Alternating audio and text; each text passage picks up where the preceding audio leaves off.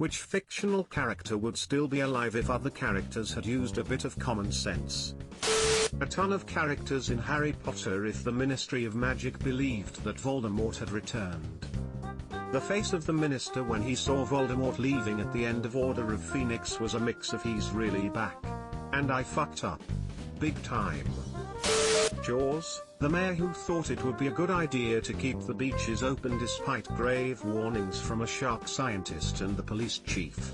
Edit, it is one of my favorite lines from the mayor at this point.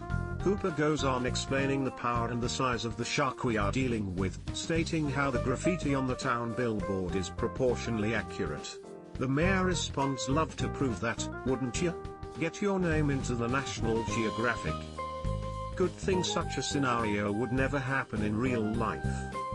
See what happens when politicians don't listen to their scientists. Marvin from Pulp Fiction.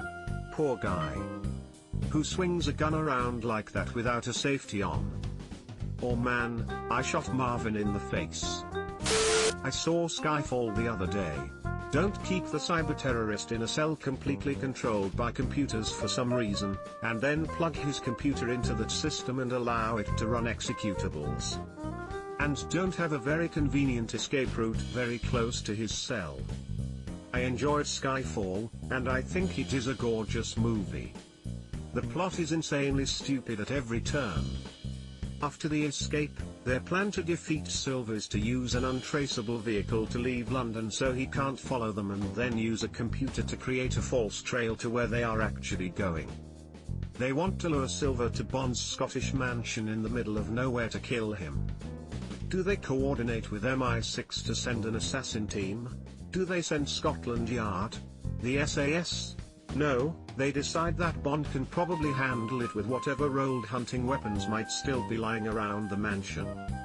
And in the end, the bad guy succeeds in his plan to kill M and end his own life, but somehow Bond and MI6 consider this a bittersweet victory.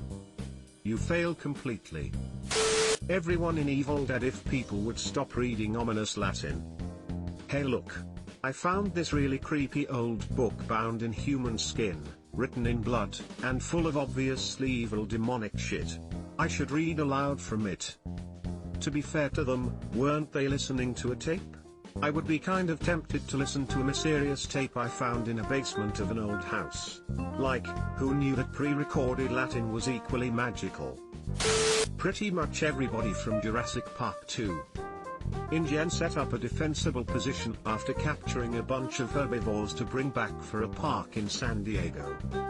Then Nick, Vince Vaughn, breaks out all the dinosaurs which proceed to rampage through the camp destroying the perimeter walls.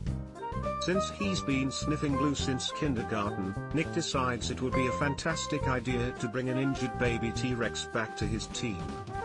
This predictably draws in the parents which eat Eddie. After being rescued by the InGen team who he just screwed over and endangered, Nick sabotages the bullets in the elephant gun the lead InGen contractor carries. You know, the one weapon they have against the T-Rexes whose fury Nick brought down on them. When the hunter has the T-Rex in his sights, he is unable to put the animal down and save everyone.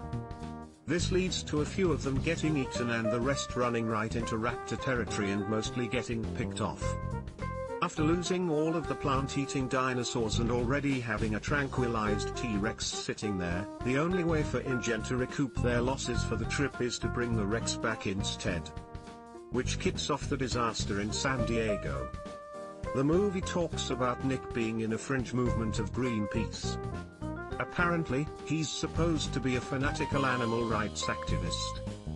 Based on his decisions, I think he's more of suicidally stupid crusader against human lives. But really the masterstroke of idiocy, the magnum opus of moronic ineptitude is performed by Sarah Julian Moore.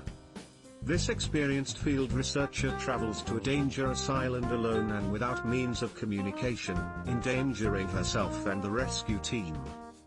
She gets close enough to touch the dinosaurs all while chastising the others and saying they can't disrupt so much as a blade of grass. All of that is bad enough, but then she performs surgery on the baby T-Rex that numbskull Nick brought to the camp.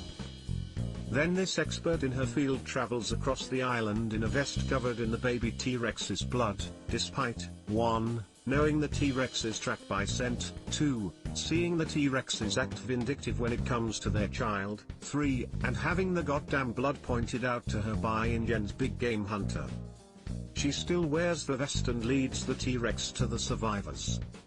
She only realizes her mistake when the Rex is poking its head into her tent. Too Stupid to Live is a well-known movie trope. Somehow these characters surpass that label and are too stupid for anyone else to survive their idiocy. My man Neddy had it rough, saves everyone's ass and gets ripped in half by 2 T-Rexes and no one even acknowledged his death except one line from Goldblum. Been years since I've seen it, but from what I remember the hunters Roland and AJ were about the only non-idiots in the whole movie. Everything that went wrong around them were because of everyone else's stupidity. King Kong, in retrospect, maybe New York City wasn't the smartest place to bring a gigantic gorilla. He would have fitted in perfectly in Florida. The explorers, having never seen a living dinosaur, chose to take a gorilla. Just a big gorilla. The entire crew of the Prometheus, the 2 fucking idiots stranded underground during a storm, decided it wasn't a good idea to fuck with a completely unknown alien species.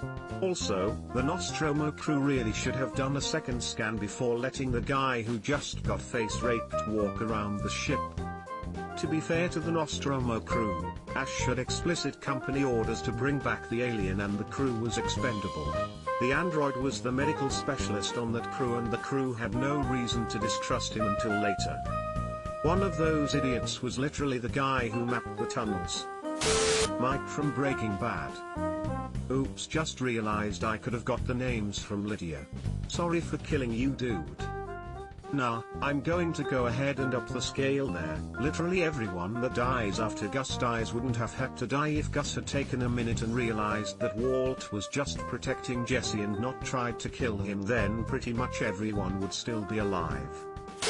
Wicked Witch of the West. Remember how Superman lives in a house where kryptonite is kept lying around in plain reach of visitors? I can't remember, but it seemed like the witch was just as surprised as everyone else.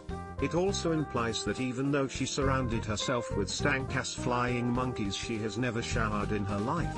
She probably smelled absolutely awful. This question's practically written for the friends of Derek Zoolander. I'm sad now. Anyone want to get me orange mocha frappuccino? Holy God. I had completely forgotten about this scene. That is hilarious. Killed in a freak gasoline fight incident. My entire D&D party, sorry guys. Every D&D party, if we're being honest. Hank would still be alive if Walter White didn't keep books in a bathroom. Or continue making drugs after getting off for $5 million. All of Jason Voorhees' victims from part 6 and onward would still be alive if Tommy Jarvis didn't angrily stab Jason's corpse with the gate spike that conducted lightning and resurrected him. Should have just tempered yourself and only burned him, Tommy. Watched that movie lately. Such a dumb thing to do, but great way of resurrecting a legendary character. The first off the top of my head is Hedwig of the Harry Potter books. Why have 7 Harry Potters in the chase screen when Hedwig died? Give the polyjuice to Harry, make him look like anyone else. Perhaps a muggle that happened by. Use a muggle car instead of brooms. Really grab any muggle technology like a walkie-talkie. Hermione and Harry grew up in the muggle world. Sure, there's some excuses for not using muggle tech in Hogwarts or other strong magical locations. But they could use it elsewhere. At the very least have the luggage sent another way. Another idea is summon the Hogwarts house elves to get the luggage, and cast distraction spells. I don't know if a house elf could have teleported Harry. Edited for clarity and correction. Yeah, common sense is really rare in the magic world. Hiding in plain sight.